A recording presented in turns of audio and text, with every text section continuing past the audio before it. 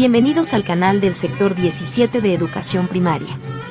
Este es el video número 2 de la sexta sesión de Consejo Técnico de Sector.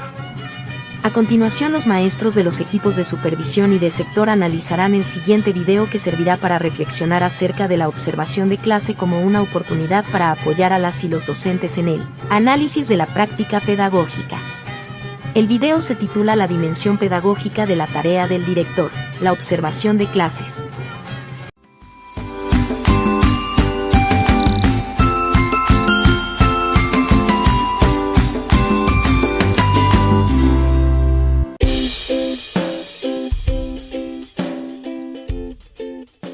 Nadie duda que los procesos de enseñanza y aprendizaje que ocurren en las aulas constituyen el corazón de la escuela. Investigaciones nuestras e investigaciones realizadas en todo el mundo muestran que las buenas prácticas de enseñanza no solo están acompañadas por muy buenos docentes, sino que también la práctica pedagógica del director influye en que en la escuela se aprenda.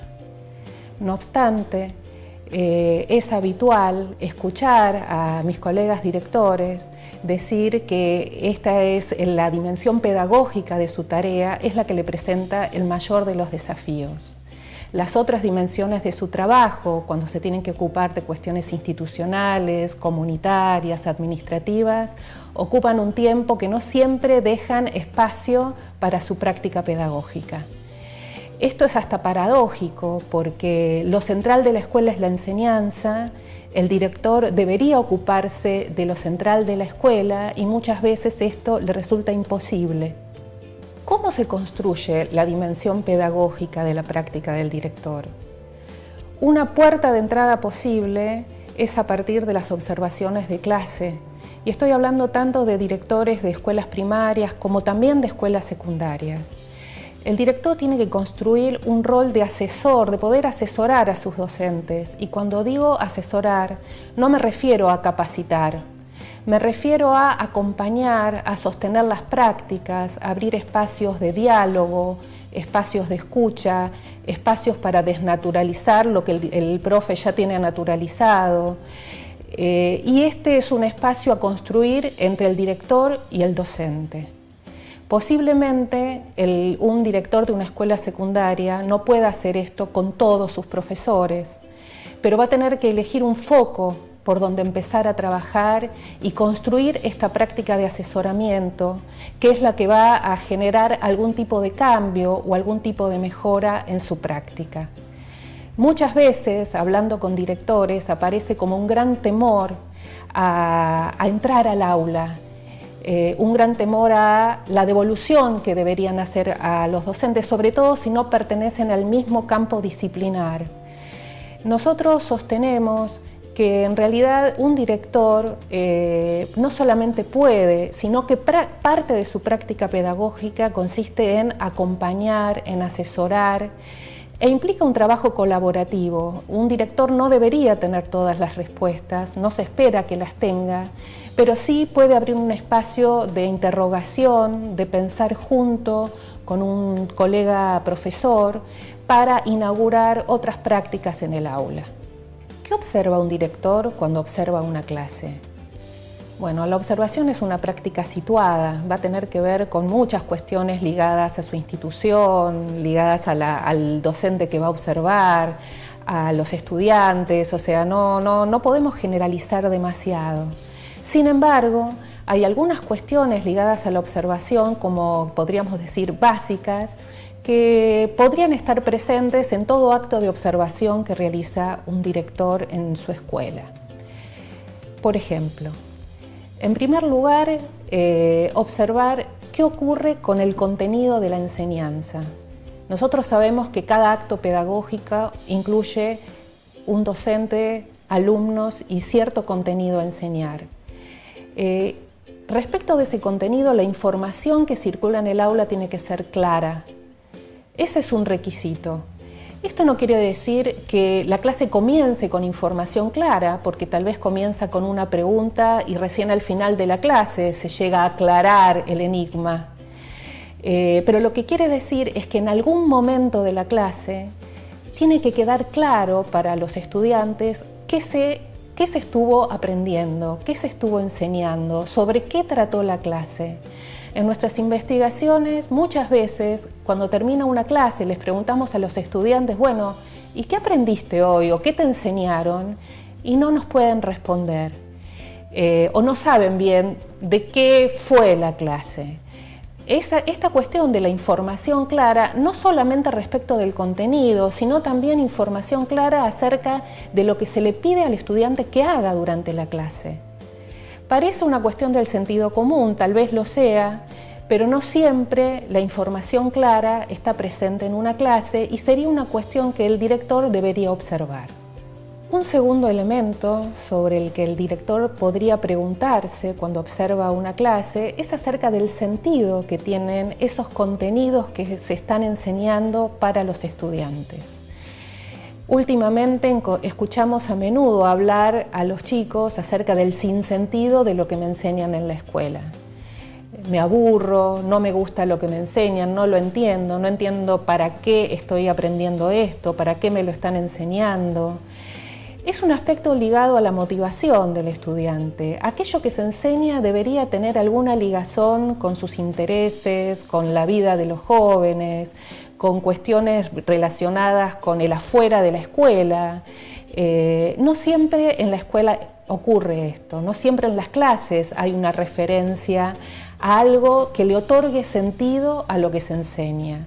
Esa es una responsabilidad del docente. Sabemos que el docente tiene un mandato curricular que cumplir.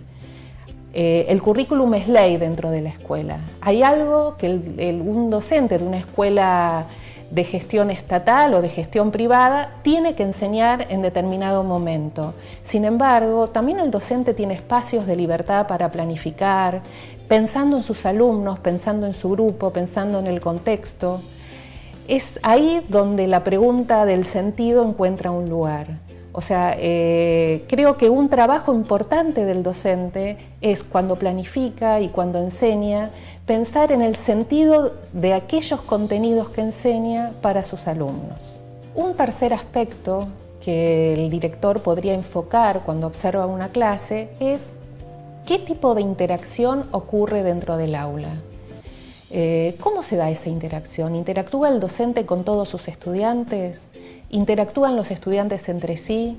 ¿Se dirige solamente a un grupo y hay un grupo que siempre permanece aislado? En unas investigaciones que hicimos en la universidad hace poco tiempo, descubrimos una categoría de estudiantes que las llamamos estudiantes invisibles. ¿Por qué? Porque eran estudiantes que no interactuaban con ningún docente. Ningún docente los reclamaba, les preguntaba, les pedía tareas, eran los que quedaban aislados. La interacción o la participación en clase es uno de los rasgos centrales de la inclusión educativa. Creo que es un rasgo esencial que un docente debe tener en cuenta cuando enseña y que un director debe tener en cuenta cuando observa en una clase. O sea, ¿qué tipo de interacción se da? Es una interacción que interroga sobre lo que el estudiante está aprendiendo. Es una interacción que solo ayuda a que el docente continúe con su enseñanza y solo pide una muletilla para avanzar con lo que quiere decir, porque en casi todos los casos se trata de un tiempo que no sobra y de un contenido que es demasiado abundante. Creo que preguntarse sobre la interacción ayuda a pensar una clase, le ayuda al directivo cuando trata de entender qué es lo que pasa en ese espacio y también en un momento posterior de devolución va a ayudar a pensar nuevas interacciones que posiblemente el docente no haya considerado en un primer momento. Otra cuestión central a tener en cuenta es en qué tipo de tarea académica están involucrados los estudiantes durante la clase. ¿Qué quiero decir con esto? El aprendizaje no ocurre a partir de lo que el docente le dice a un estudiante. Un docente se puede pasar temporadas hablando y los alumnos no aprendiendo. Un estudiante aprende a partir de lo que hace, a partir de una tarea planteada por el docente. Una tarea que desde la teoría se suele llamar tarea académica. Las tareas académicas pueden ser de distinto tipo y en general se categorizan en tareas de alta demanda cognitiva, por ejemplo, una resolución de un problema. Si un alumno está implicado durante el tiempo de clase en la resolución de un problema que le implique recurrir a contenidos nuevos para poder resolverlo, es una tarea muy interesante y muy fructífera. Una tarea académica puede ser una tarea de copia, que lamentablemente es habitual en las aulas. Otro tipo de tareas pueden ser las tareas rutinarias, que son aquellas tareas repetitivas, que muchas veces hasta ni tienen demasiado sentido para el estudiante y que en realidad suelen ocupar el tiempo de clase sin obtener a partir de eso un resultado interesante. Es muy importante que el director, cuando observa una clase, pueda entender qué tipo de tarea es la que involucra el trabajo del estudiante, porque esa tarea es la que va a predecir su desempeño posterior. Quien predice qué es lo que el alumno va a aprender no es lo que el docente dice en clase, es la tarea que el alumno hace en la clase. Otro aspecto a considerar es la retroalimentación que el docente brinda a sus estudiantes. Habíamos hablado antes de la interacción. Muchas veces esa interacción tiene como propósito que el docente haga devoluciones a los jóvenes, a los chicos, acerca de lo que van aprendiendo. Estas devoluciones son esenciales. La pregunta que se puede hacer ahí el director es: ¿el profesor realimenta la participación de los estudiantes? ¿Les señala sus errores? ¿Les marca sus aciertos? ¿Los alienta a seguir trabajando? Me parece que eso es un aspecto muy importante de la clase. A veces, por falta de tiempo, el docente no suele enunciar, digamos, este tipo de devoluciones y, sin embargo, para los jóvenes es muy importante escuchar la palabra del docente corrigiendo, alentando, premiando, marcando dónde se equivocó. Y creo que es parte esencial del proceso de enseñanza. Finalmente, una buena pregunta que se podría formular quien observa una clase es la siguiente: si yo fuera alumno de esta clase y hubiese participado de todas las actividades o tareas de las que participaron el resto de los estudiantes, ¿qué hubiera aprendido? Poder responderse a esa pregunta también le da al observador una muy buena información de qué pasó con el proceso de enseñanza y con el proceso de aprendizaje de los jóvenes. Nosotros pensamos que el espacio del aula no es un espacio privado del profesor con sus alumnos, que el director tiene como tarea ocuparse de la dimensión pedagógica de su tarea y por eso es necesario que entre el aula y que ayude, que acompañe y que sostenga la tarea de los profesores.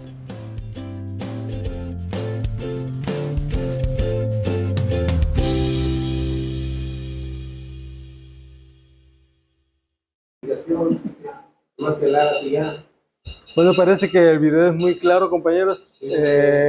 Nos dimos a la tarea de hacer unas diapositivas.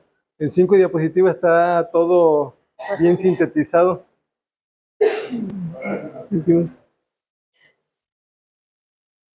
La 6, por favor. Bueno.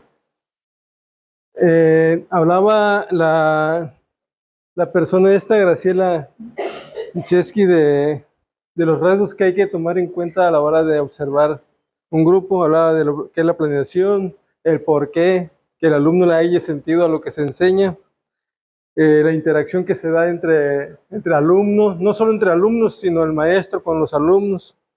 Hablaba del tipo de tareas que el maestro observador ve dentro del aula, si las tareas que le están dejando a los niños son las adecuadas para que las lleve a cabo.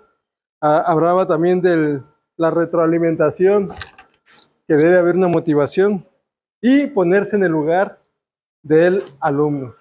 Bueno, hace rato comencé con esta introducción que prácticamente lo dice al principio ella. Dice que las buenas prácticas de enseñanza no solo tienen buenos docentes. La práctica docente del director influye para que la escuela aprenda. Es una introducción que hace. Maestra, la que sigue, por favor.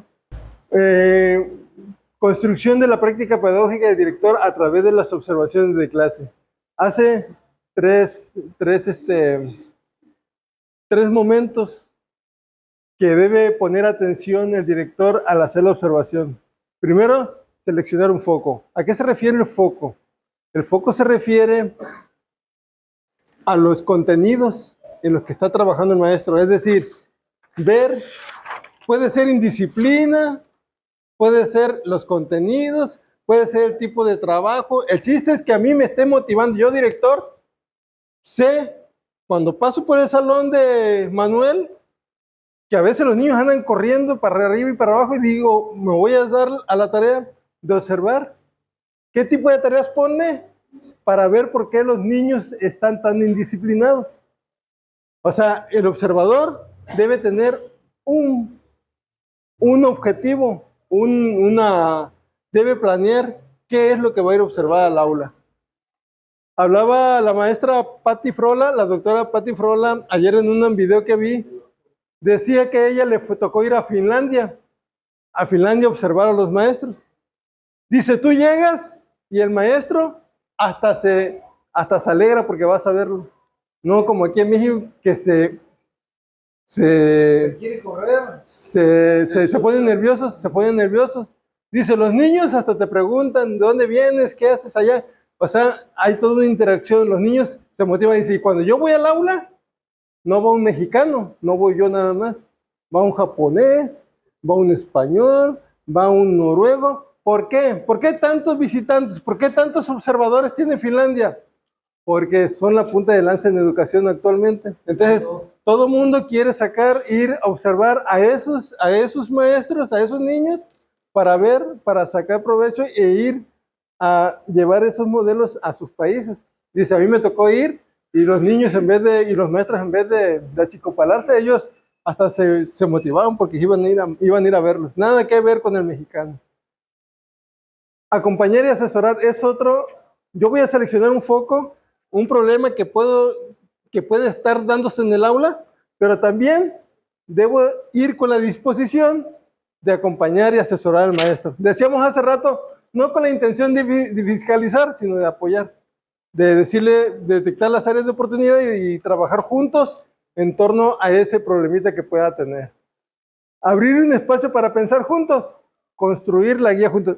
Esto yo lo puse de último momento, porque dice abrir un espacio para pensar juntos, se refiere, compañeros, a que dada una guía de observación, esta guía que no sea hecha por una sola persona, se propone, a ver maestro, te voy a ir a observar, he detectado algunos problemitas, ¿qué te parece si hacemos una guía de observación? Obsérvala, chécala, ve qué podemos trabajar juntos y o en dónde crees que te estoy ofendiendo para borrar eso. Esa sería una práctica que nos coadyuvaría de alguna manera para trabajar juntos, docente con directivo, que no se sienta acosado, que no se sienta fiscalizado. Entonces, esa es una propuesta. Maestra, la que sigue, por favor. Y ya las preguntas que habíamos visto hace rato, estas pueden ser las pautas que se pueden tomar en cuenta a la hora de hacer una guía. ¿Qué voy a observar? Voy a ver qué está ocurriendo con los contenidos. Efectivamente, los contenidos que el maestro me está diciendo que va a llevar a cabo concuerdan con las actividades que está proponiendo. ¿Los contenidos son claros en algún momento de la clase? Si el maestro tiene claro el contenido que está tratando. Es prácticamente lo que decía esa mujer. Los estudiantes entienden qué hacer. Cuando se le dan las instrucciones, el alumno tiene claro lo que va a hacer. Lo que se enseña tiene sentido para los estudiantes. Ese es otro rasgo, otra cosa que debemos tomar en cuenta. ¿Qué interacción ocurre en el aula? ¿Interactúa un alumno con alumnos? ¿Interactúa el maestro con los alumnos? ¿En qué tipo de tarea académica están involucrados los estudiantes? si están haciendo todos los trabajos o no lo están haciendo. El docente retroalimenta, despeja dudas. Si yo fuera estudiante de esta clase, ¿qué hubiera aprendido? Es una pregunta que debemos hacernos nosotros como observadores. Maestro, lo que sigue. Y ya para terminar, maestros, esta parte, esto es bien importante que lo tengamos en cuenta. Fíjense bien lo que dice. El aula no es un espacio privado del docente. O sea, no nomás mando yo aquí y se acabó. El director debe ayudar, acompañar y sostener la tarea de los profesores. Acompañar, apoyar. Al hacer una guía de observación, al ir a observarlos, se le debe decir al maestro, ¿sabes qué? La intención es venir a detectar tus áreas de oportunidad, felicitarte por todo lo que haces, pero también para acompañarte en todo lo que haces. Y aquí está una guía, maestros, se la voy a dejar. Es una manera, es una guía que sale de un youtuber. Yo se la copié y se la voy a compartir. No sé si quieren que socializamos o se la llevan en su carpetita. Y ya vemos, es una... ¿Mande? Le explico rápido. 2 minutitos le explico. Se las doy y en 1 minuto se las explico.